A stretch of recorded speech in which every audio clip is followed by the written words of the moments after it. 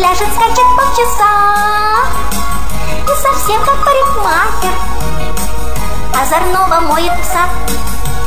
Пес Барбос доволен этим, даже лаять перестал, даже кошку не заметил, только вскоре дождь устал.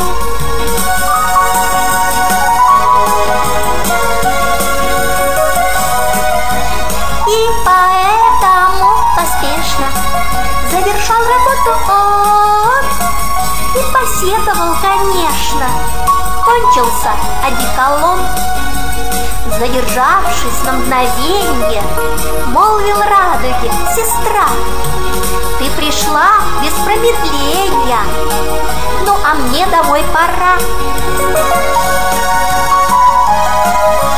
В лужице поставил точку, инструмент с собой унес, а под радужным мосточком загрустил о чем-то пес. Загрустил о чем-то пес.